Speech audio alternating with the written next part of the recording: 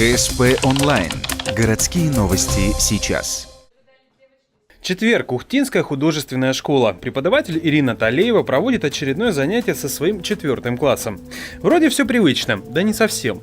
То вот грамота лауреата промелькнула или несколько кубков рядышком примостились. Откуда они? А оказывается, из Санкт-Петербурга.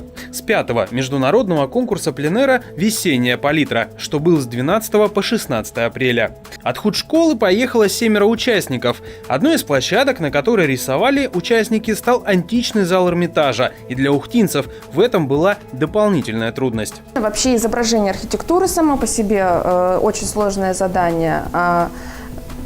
Учитывая то, что в нашей школе по, так скажем, нашей программе дети учатся рисовать фигуру в целом только в 5-м профориентационном классе. То есть уже по окончании художественной школы они получают диплом, потом идут в 5-й класс. И только тогда они учатся рисовать фигуру в целом, гипсовую.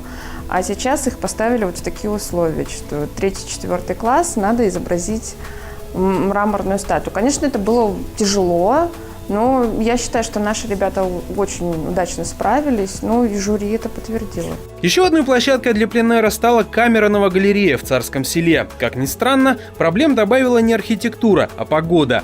Именно с ней пришлось бороться участникам. Конечно, глядя в окно на ухтинскую весну, уже мало что смущает, но все же.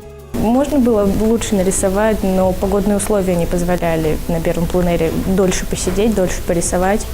Мы тогда сделали всего пару зарисовок и уехали, потому что было невыносимо холодно, шел снег, дождь, все что угодно. В общем, плохие условия. По условиям конкурса еще одну работу все участники привезли с собой в качестве домашнего задания. В итоге жюри присудило звание лауреатов первой степени всем 7 участникам из Ухты. Воспитанники школы стали первыми в разнообразных возрастных категориях в номинациях графика, живопись, декоративно-прикладное искусство. Победа открыла возможность участвовать в суперфинале, куда могут заявиться только лауреаты. Будет ли Ухта защищать честь города и там? Поживем, увидим.